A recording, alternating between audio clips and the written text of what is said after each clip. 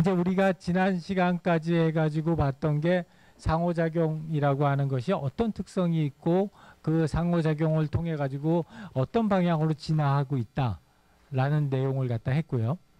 이제 이번 주서부터 3시간 동안은 우리 그 상호작용이 제대로 된 상호작용이 되기 위해서는 어떤 원칙 또는 어떤 조건을 충족시켜야 하는가 하는 내용들을 갖다가 다룰 거예요. 그래서 우리 이거는 첫 번째 주 수업 시간에 다뤘었던 유용성의 원칙, 사용성의 원칙, 그리고 감성의 원칙이라는 3가지의 원칙을 배웠었는데 그 3가지 원칙 중에서 이제 이번 주에 얘기할 거는 유용성의 원칙이에요. 유용성의 원칙 영어로 하면 usefulness, the law of usefulness라고 하는 거고 어떻게 생각하면은 너무 당연한 얘기야. 그러니까 사람들이 최적의 경험을 하려면은 유용해야 된다 이거야. 쓸모가 있어야 된다. 야, 이것도 무슨 원칙이냐, 그지? 완전히 뭐 말장난하는 것 같잖아. 근데 이제 내용적으로 들어가서 보면은 실제로 그러면 어떻게 해야지 유용한 시스템이 되는데 이러면은 그때서부터는 조금 복잡해지기 시작을 하는 거예요.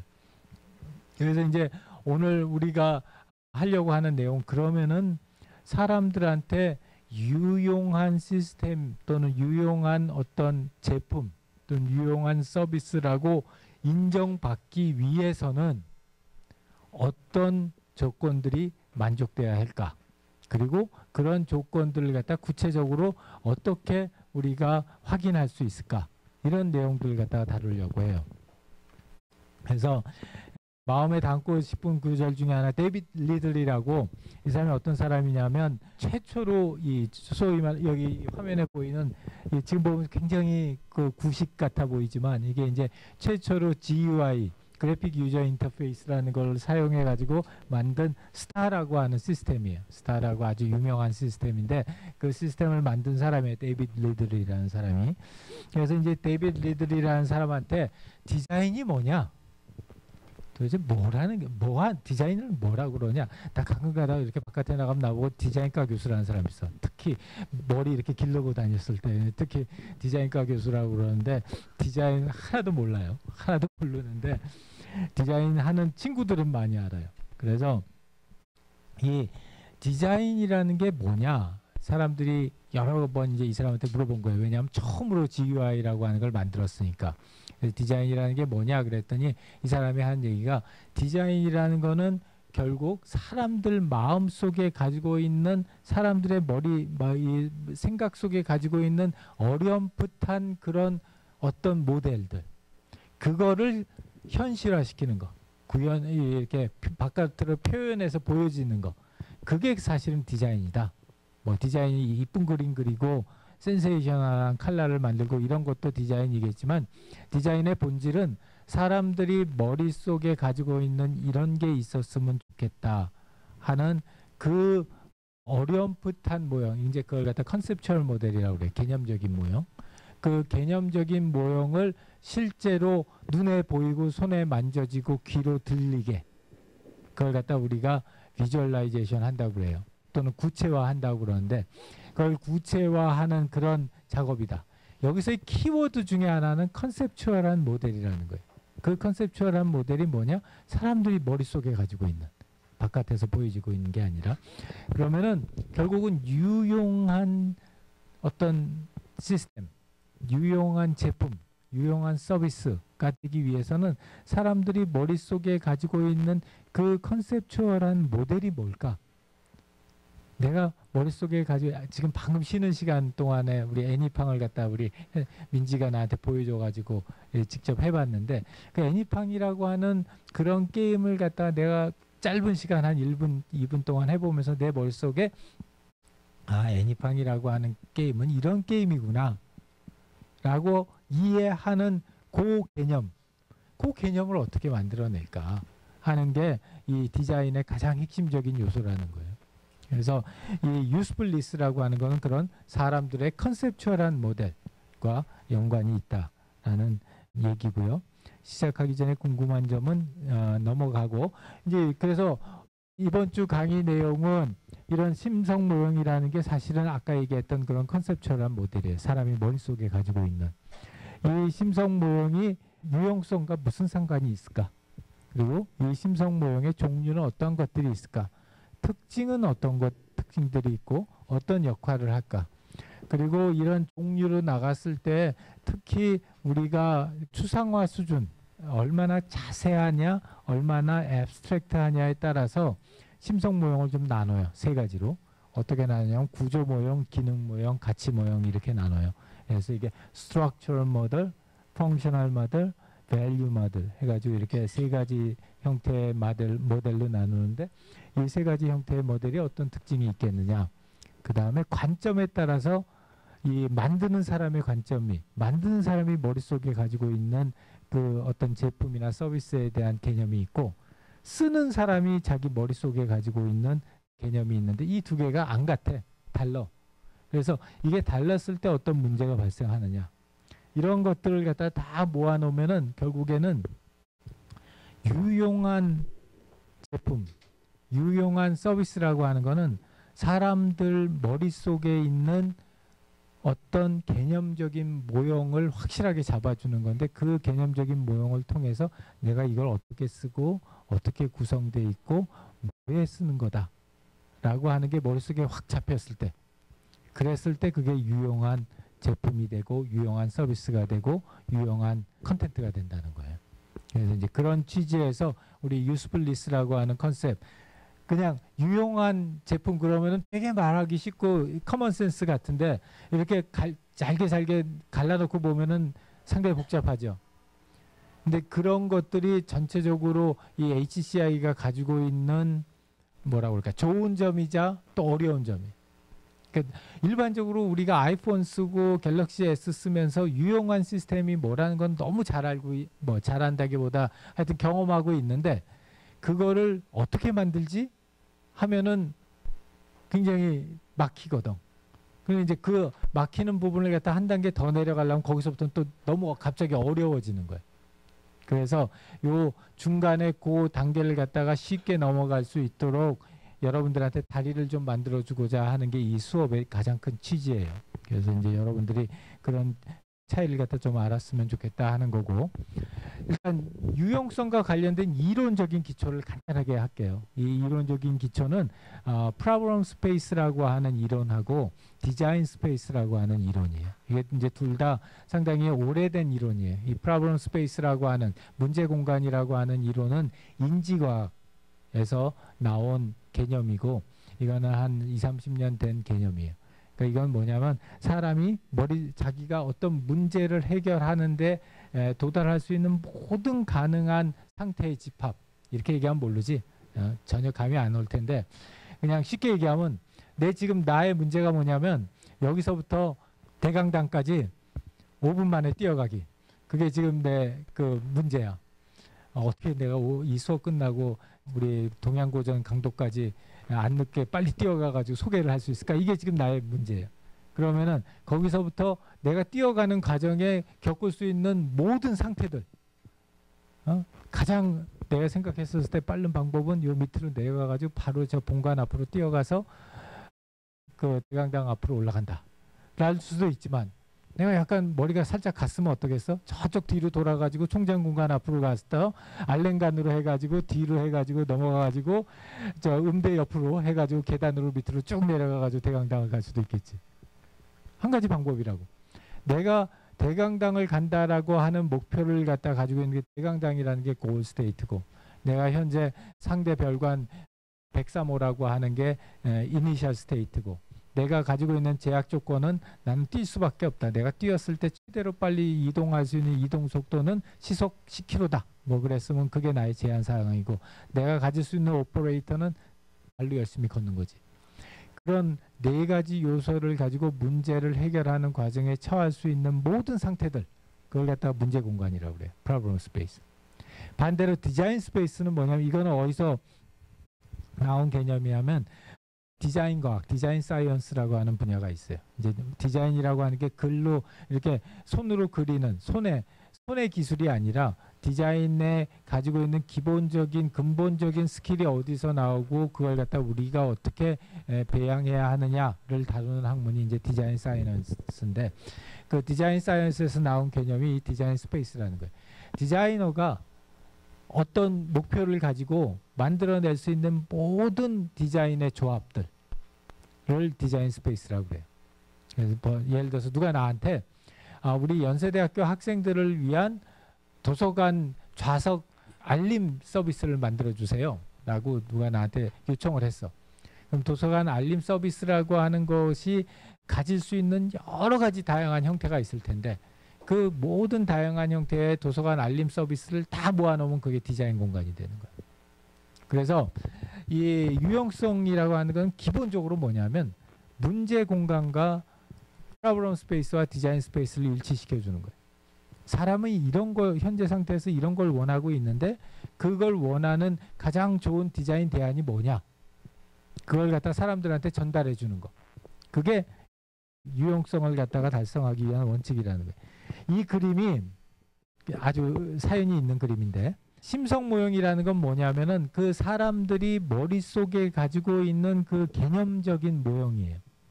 도서관 서비스 했었을 때 사람들 머릿속에 딱 들어가는 그 개념적인 도서관 서비스는 가가지고 책 빌리고 책 반납하는 거야. 그랬으면 내 머릿속에 있는 도서관 서비스라는 거는 그런 모습으로 구성이 돼 있다고. 그 반면에 예를 들어서 자동차, 그러면 내가 자동차는 뭘로 구성되어 있고 어떻게 움직여지고 어떤 방향으로 어떻게 사용하는 거야 라고 내 머릿속에 그려져 있다고. 그 그려져 있는 모습을 갖다가 우리가 심성 모형이라고 그래요. 그리고 그런 심성 모형이 실제로 어떤 제품이나 서비스가 얼마나 유용하냐 유용하지 않냐를 결정을 해요. 사람들이 이렇게 하는데, 이 그림은 뭐냐면 1980년대 중반에 HCI라고 하는 분야가 처음 나왔을 때 나왔던 책에 있는 그림이에요. 나는 이 그림을 보고 사실은 전공을 HCI로 바꿨어. 그전에는 뭐 했냐면 잘 나가는 컨설턴트였댔어. 그래서 MBA 마치고 BMW 몰고 다니면서 시카고에서 떵떵거리고 살았었는데, 이 그림 보고 나서 좀 뭔가 조금 더 구체적인 일을 해봐야 되겠다 하는 생각이 들어서 전공을 바꿨어요. 이 그림이 뭐냐면, 이 그림은 사람을 갖다가 모델화 해놓은 거예요. 내가 어떤 사람을 봤었을 때 그 사람에 대한 이해를 할 때 나는 사람은 이렇다 라고 생각하게 만드는 그런 그림이에요. 이 그림 속에는 굉장히 사람을 단순화시켰지. 단순화시켜서 여기 보면은 뭐라고 되냐면, 사람이 눈을 통해서 어떤 자기 중심에 있는, 눈의 중심에 있는 물체를 갖다 지각하는 데 걸리는 시간이 50ms에서 200ms다. 이 내용이에요. 이 내용들이 왜 중요하냐, 이 내용들만 알고 있으면 사람들 뇌에 꼬리에 뉴런이 몇 개가 어디에 붙어 있고 어디에 무슨 시놉시스가 어떻게 연결돼 있고 이런 거 몰라도 내가 사람을 이렇게만 이해하면은 엄한 시스템은 안 만든다.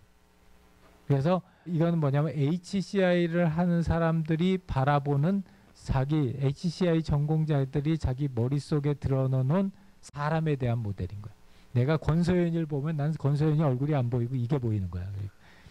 그러면 안 되겠지만 하여튼 그리고 또 상당히 오래됐죠. 80년대 중반에 나왔으니까.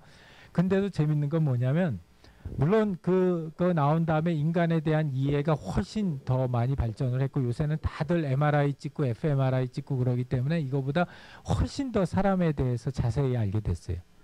그럼에도 불구하고 아직은 이 모델 하나만 가지고 있으면 애플리케이션 같은 건 쉽게 만들어요. 왜냐하면 더 이상 알 필요가 없으니까.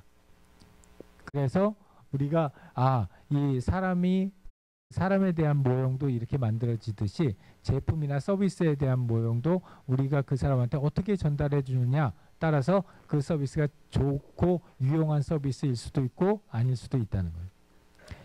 예를 들어서 내 머릿속에 카메라, 디지털 카메라, 그러면 내 머릿속에는 이런 개념이 머릿속에 들어가 있을 수도 있고, 내 머릿속에 연세대학교 홈페이지, 그러면 홈페이지에 대한 개념이 이런 모습으로 내 머릿속에 들어갈 수 있다는 거예요. 이런 것들이 다 심성 모형이고, 이 심성 모형은 크게 세 가지 역할을 해요. 첫 번째는 현상을 묘사하기. 왜 이런 식으로 이렇게 지금 현상이 발생하고 있을까? 두 번째는 그게 어떻게 해서 이루어졌을까? 그리고 세 번째는 그래 그럼 내가 이걸 누르면 어떤 반응이 나올까? 이런 거를 우리가 심상 모형을 가지면은 우리가 이해할 수가 있게 돼요. 잘못 가지게 되면은 이런 것들이 다 틀리는 거야. 예를 들어서 현상을 묘사한다. 그러면은 자 내가 이제 지금서부터 아까 예를 들자면 민지가 나한테 애니팡 게임 어떻게 하는지 갖다 쭉 보여줬어. 그랬으면은 내가 그걸 보면서 아 이거 있잖아요. 여기서 눌러가지고 이렇게 세 개를 갖다 한꺼번에 연결하면 탕 하고서 점수가 쌓여요. 아 그렇구나. 설명을 해주잖아. 그러면 아 이 게임은 어떻게 움직이는구나 하는 걸 갖다 딴 사람한테 설명해 줄 때, 내 스스로한테 설명할 때 이 심성 모형이 있으면은 내용을 갖다 전달하기 쉽다는 거고요. 이유를 설명하기, 왜 이게 그렇게 인기일까 하는 이유를 설명을 할 때 아 그러면 이게 내가 카톡에 있는 내 모든 친구들하고 누가 애니팡 잘하나 그걸 갖다 경쟁할 수 있으니까 그래서 이렇게 좋구나. 그 다음에 미래를 예측하기. 아 내가 이걸 갖다가 계속하면은 결코 진호를 이기지 못할 테니까 시작하지 말아야 되겠다. 이렇게 생각하면은 예측을 하는 거지. 그래서 이런 심성 모형은 이런 용도를 가지고 있고, 심성 모형이 잘못되게 되면 사람들에게 상당히 다양한 형태의 그 영향을 미쳐요. 이 그림은 혹시 본 적이 있을런지 모르겠는데 야후 코리아에서 지도 서비스예요. 야후 코리아의 지도 서비스인데 거기서 줌인하고 줌아웃 하는 거가 일반 서비스들하고 반대 방향으로 돼 있었댔어. 휠 마우스에서. 그러다 보니까 이 사람들이 자기가 줌인 한다고 자꾸만 누르면 줌아웃을 하는 거야. 그래 줌아웃을 한다고 막 하면 자꾸만 줌인을 하는 거야. 이게 사람들의 그 심성 모형 속에는 어떻게 되냐면 이렇게 하면은 휠을 갖다 바깥으로 하면은 줌아웃을 하잖아. 줌인 이렇게 당기면은 줌인을 해야 된다고. 근데 그게 자기 심성 모형이 머릿속에 있는데 그거랑 정반대의 작용을 하니까 그럼 엄청 헷갈려가지고 이제 실수를 하는 거죠. 그 다음에 뭐 실제적으로 위험한 사례들도 많은데 그거는 우리 교재를 참조를 하고요. 그 심성 모형이 가지고 있는 특성이 세 가지가 있어요. 첫 번째 특성은 뭐냐면 사람마다 다 다르게 가지고 있어요. 이게 정답이다 이런 게 없어요. 개발자 다른 모형 가지고 있고 사용자 다른 모형 가지고 다 다른 모형을 가지고 있어요. 그 다음에 두 번째는 우리 왜 프라모델은 모형을 만들어 놓으면 안 움직이잖아. 근데 얘는 건전지가 들어가 있는 모형이야. 우리 머릿속에 있으니까 이제 건전지라는 건 좀 비유적인 표현이고 이게 무슨 얘기냐면 내가 이걸 갖다가 딱 내 머릿속에 가지고 있으면은 내 머릿속에 있는 모형을 돌려볼 수 있어. 머릿속에서. 그래서 아 이걸 이렇게 돌리면은 이런 식으로 이렇게 작동을 할 것 같다 라고 하는 걸 예측해 볼 수 있어요. 그래서 구조적인 특성과 기능적인 특성을 같이 가지고 있다는 거고, 세 번째는 불완전해요. 어떨 때는 상충해. 그래서 완벽한 심성 모형을 가지고 있다 이렇게 말하기는 굉장히 어려운 거예요. 이 심성 모형은 그런 특징을 가지고 있기 때문에 차원에 따라서 보는 사람에 따라서 다 틀린데 차원에 따르는 심성 모형 종류를 얘기할 때 세 가지를 얘기를 해요. 구조 모형, 기능 모형, 가치 모형. 이 중에서 가장 디테일한 수준에 있는 모형이 구조 모형이, 중간에 있는 게 기능 모형, 가장 추상적인 모형이 가치 모형이에요. 구조 모형은 실제로 시스템이 어떻게 구성되어 있는지를 갖다 머릿속에다 넣는 거야. 디테일하게. 좋은 점은 내가 이런 모형을 하나를 가지고 있으면은 머릿속에 있으면은 돌발 사태가 발생했을 때도 충분히 대처하지. 예를 들어서 가다가 내가 이렇게 이런 전체 맵을 갖다 머릿속에 가지고 있다. 그러면은 가다가 길이 막히면 어느 쪽으로 돌아가야 되겠다는 걸 알 수가 있죠. 좋은 점인데 나쁜 점은 뭐냐면 사람들은 일반적으로 구조 모형을 머릿속에다 심성 모형으로 넣지는 않아요. 너무 복잡하니까. 그래서 그런 단점을 가지고 있고 이제 예를 들어서 내가 카메라에 대한 구조 모형을 가지겠다. 그러면 이런 디테일한 모형들을 갖다 머릿속에다 넣고 있을 수 있다는 거예요. 다 못 넣죠. 그리고 예를 들어서 내가 웹사이트에 대한 구조 모형을 가지고 있겠다. 그러면 이런 전체 맵을 사이트 맵을 머릿속에 넣고 있다는 거예요. 것도 쉽지 않겠죠. 물론 느끼거나 있으면 좋겠지만 기능 모형이라는 건 뭐냐면은 전체적인 구조가 어떻게 디테일하게 만들어졌는지는 잘 모르겠지만 걔네들을 어떻게 쓰는지는 아는 거예요. 이거는 장점은 내가 쓰는 과정에 자연스럽게 머릿속에 남겨지는 모형이기 때문에 별도의 노력이 필요 없는 거예요. 반면에 단점은 내가 평소에 쓰던 것만 알지 거기서 뭔가 문제가 발생하거나 그러면은 그걸 어떻게 해결해야 되는지를 모르는 거예요. 그래서 예를 들어서 이런 내가 지하철 노선로만 알고 있다. 그러면은 가다가 지하철에 갑자기 중간에 섰어. 그러면 도대체 어떻게 찾아서 내가 내 갈 길을 찾아야 가는지를 갖다 전혀 알 수가 없다는 거예요. 내가 이런 경로만 알고 있어서 어떻게 정보를 찾아가는지 알고 있으면 중간에 경로가 하나 빠져버리면은 내가 최종 목적지를 어떻게 가야 되는지를 노 아이디어라는. 세 번째로 가치 모형은 가장 추상적인 모형이에요. 이건 뭐냐면 내가 저 시스템, 저 제품을 쓰면 내가 어떤 가치를 받을 것이다 하는 거예요. 내가 그러니까 예를 들어서 애니팡을 내가 쓰면은 내가 어떤 가치를 느낄 거다. 뭐 그 가치라는 것 속에는 시간을 갖다 때우기 위한 좋은 것이 될 수도 있고 열심히 모아가지고 사회적인 위상을 높이겠다라는 가치도 있을 수가 있고 여러 가지 가치가 있을 수가 있겠지. 그래서 가치들은 굉장히 많이 있어요. 다양한 가치들이 있는데 중요한 레슨 중에 하나는 뭐냐면 우리가 일반적으로 상품이나 서비스를 기획할 때 가지고 있는 가치하고 실제로 사용자가 그걸 사용하면서 느끼는 가치가 다를 수 있다는 거예요. 어떤 의미에서 상당히 다를 때가 더 많다는 거예요. 그래서 예를 들어서 내가 핸드폰의 가장 큰 가치는 나에게 가장 큰 가치는 뭘까? 하면은 물론 전화를 하고 문자를 갖다 주고받는 의사소통의 가치가 가장 큰 가치일 수도 있지만 핸드폰이 나한테 주는 가치 중에 가장 큰 가치는 어떻게 생각하면 난 전공적으로 생각하면은 뭔가 새로운 걸 갖다 써볼 수 있는 기회를 주는 나의 장난감 같은 가치가 더 많다. 그래서 전자회사에 대해서 뭐 자문을 갖다 하거나 이런 걸 갖다가 하는 이유 그런 거 하면은 신제품을 계속 갖다 주니까. 네. 우리 아들이 이따가 딱 어저께인가 그저께인가 그러더라고. 아빠 아이폰 봤지? 그래. 그래서 아빠 주겠지. 그래. 오늘 나왔다는데 언제 가져올 거야? 그러는 거야. 그래서 글쎄 아빠가 애플사는 자문을 안 하는데. 자 그런 것처럼 사람들마다 똑같은 제품이나 똑같은 서비스라고 할지라도 다른 가치를 갖다 제공해 줄 수 있다는 거예요. 그래서 그런 가치가 뭐냐를 보게 되면은 예를 들어서 기능적인 가치, 어떤 목적을 달성하기 위해서 사용하게 되는 기능적인 가치가 있고, 그다음 유의적인 가치라는 거, 헤도니스틱한 밸류라는 거, 그걸 사용하는 그 과정에서 느끼는 그런 기쁨이나 즐거움을 가지고서 가치를 느낄 수가 있고, 사회적인 가치라는 건 내가 어떤 사회적인 공헌을 하거나 사회적으로 어떤 사람들에게 함께 하는 것 같이 느끼게 하는 가치. 개인적인 가치라는 건 자기의 특성을 드러낼 수 있게 하는 가치들. 금전적인 가치라고 하는 건 내가 적은 비용으로 많은 베네핏을 얻었다고 느끼게 해주는 가치. 정원적인 가치라는 건 아까 얘기했던 것처럼 뭔가 새로운 걸 갖다가 배우고 느낄 수 있는 가치. 아마 화요일 밤에 가가지고 고전 강독을 갖다 듣는 것도 그 정원적인 가치가 많을 거예요. 조건적인 가치. 항상 필요한 건 아니지만 꼭 필요한 시점에 꼭 쓰는 거. 대표적으로 쓰는 게 낙하산 같은 거예요. 평상시에는 비행기에 싣고 다니면 무게만 나가고 거추장스럽기만 한데 비행기가 떨어지는 순간에는 꼭 필요한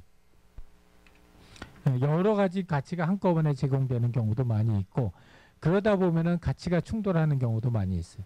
예를 들어서 내비게이션에다 DMB 달아놓는 거, 그런 거 같은 게 대표적으로 이제 가치가 충돌을 하는 거예요. 그런 가치 충돌을 갖다 하는지도 알면서도 달아놓는 거, 그러니까 우리나라 제조회사의 문제이기도 하고 소비자들의 문제이기도 하죠. 자, 그래서 그런 가치들이 있고, 또 이 심성 모형은 누구의 관점에서 보느냐에 따라서 틀려요. 지금 이 그림에서 얘기하는 것처럼 낯선 도시에 간 사람이 경찰관한테 길을 물어본다고. 그럼 이 경찰관이 뭐라고 설명을 해. 경찰관 입장에서는 너무 당연해. 왜? 이 사람에는 이 도시에 대한 맵이 자기의 모델로 들어가 있으니까. 물어보는 사람한테는 이 사람이 지금 무슨 얘기하는지 전혀 알 수가 없어요. 왜냐하면 이 사람은 이런 맵을 가지고 있으니까. 그래서 바라보는 관점에 따라서 굉장히 다르고, 이걸 개발자의 입장에서 바라보느냐 또는 사용자의 입장에서 바라보느냐에 따라서 굉장히 다른 모습을 가지게 되는데, 이들을 어떻게 싱크를 시켜줄 거냐 하는 게 이 시스템 이미지라는 거, 시스템이 실제로 보여주는 걸 가지고서 결정을 해요. 결국 디자인을 갖다 한다고 하는 건 이 시스템 이미지가 어떻게 전달되느냐 하는 걸 결정을 해주는 거예요. 대표적인 케이스들은 많이 있고요. 행위 이론이라는 게 있대요. 액티비티 티어리. 그게 무슨 얘기냐면, 사람이, 사용자가 어떤 제품이나 서비스를 보고 아, 이거는 이런 제품이고 이렇게 사용할 거야 라고 생각하는 거하고, 실제로 그 제품이나 서비스들이 작동하고 구성되어 있는 거하고 사이에는 큰 갭이 있다는 거예요. 그걸 갖다가 두 개의 갭으로 설명을 해요. 첫 번째 갭은 실행차라는 거는 실행을 하는 관점에서의 갭이 있다는 거고, 평가차라는 거는 실행된 결과를 보고서 사람이 봤었을 때 이거 내가 원하는 거야, 아니면 이건 내가 원하는 거 아니야, 이렇게 느끼게 하는 그 차이가 있다는 거예요. 그래서 이 행위 이론이라고 하는 건 상당히 오래된 이론인데, 이 이론에 따르면은 사람이 정확한 심성 모형을 갖게 만들어서 그 사람들로 하여금 이 시스템이 참 유용하다 라고 느끼게 해주려면 이 실행차를 줄여주고 이 평가차를 줄여줘야 된다.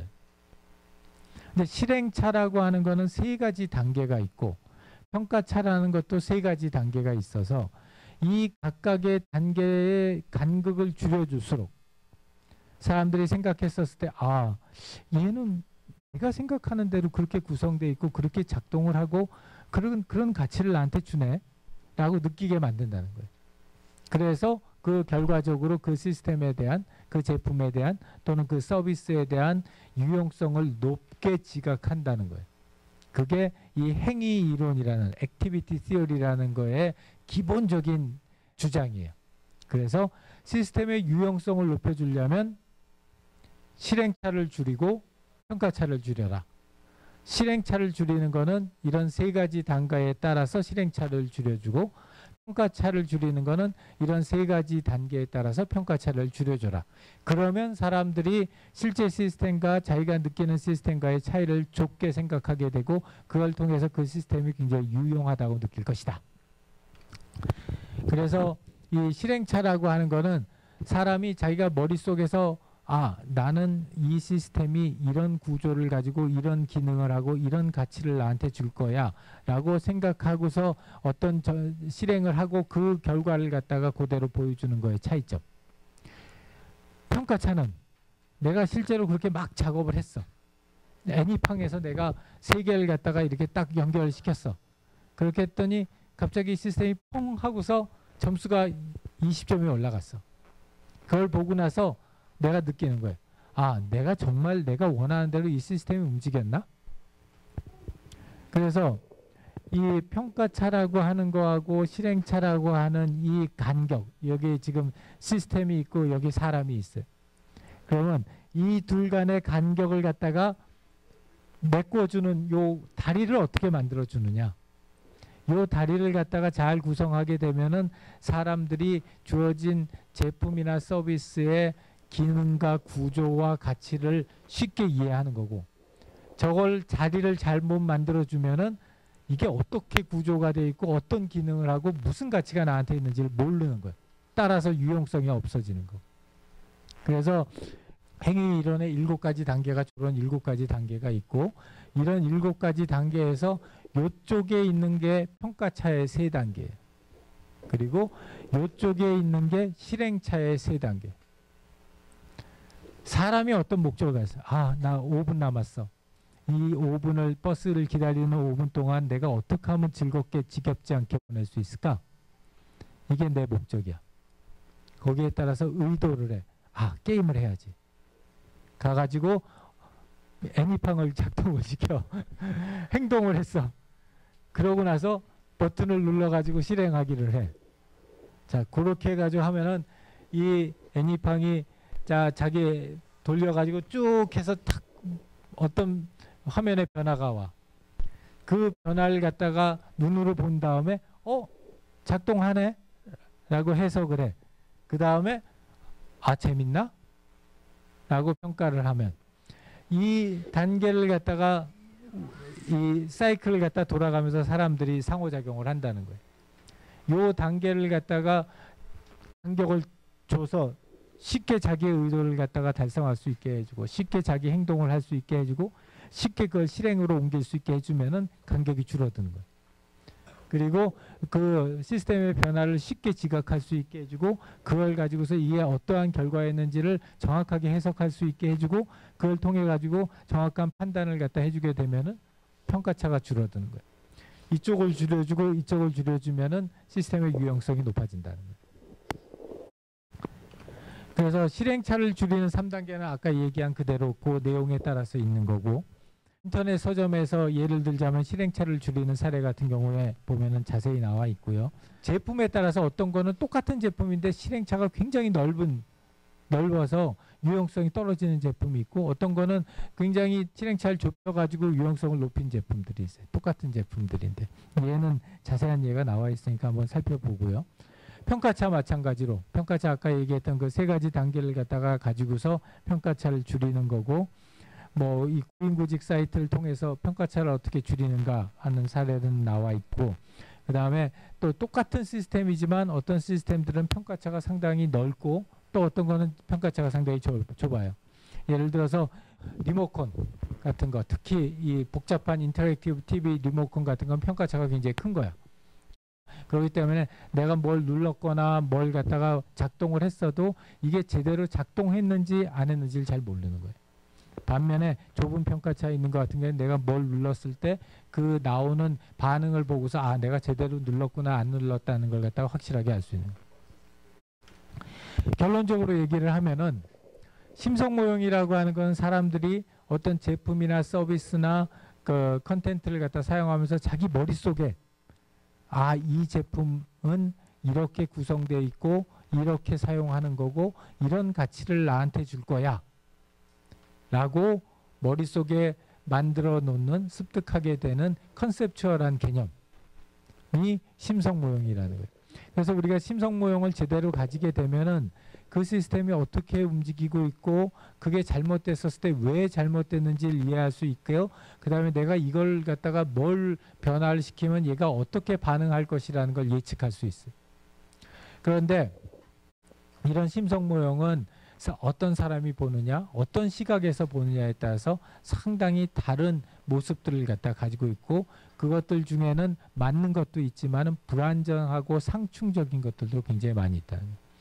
그래서 시스템이 유용하기 위해서는 사람들에게 이 제품이나 서비스 또는 컨텐츠에 대한 정확한 심성 모형을 갖다가 제시해 줘야 된다. 그렇게 정확한 심성 모형을 제시해 주기 위해서는 중요한 게 뭐냐? 크게 2가지의 차이를 갖다가 줄여줘야 된다는 거예요. 2가지 차이 중에 첫 번째 차이는 실행차라는 거고 또 하나의 차이는 평가차라는 거예요.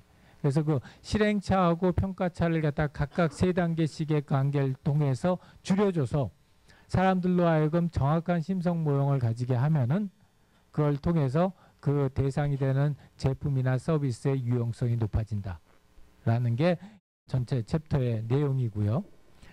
결론적으로 이과 관련된 영화 토론 주제는 아이로봇이에요. 아까 우리 나왔듯이 로봇이 뻥 가면 어떻게 하냐 그거에 대한 주제들이 여기 많이 있고 3가지 토론 주제 중에서 하나를 선택해서 개인별 제출을 하면 되고요.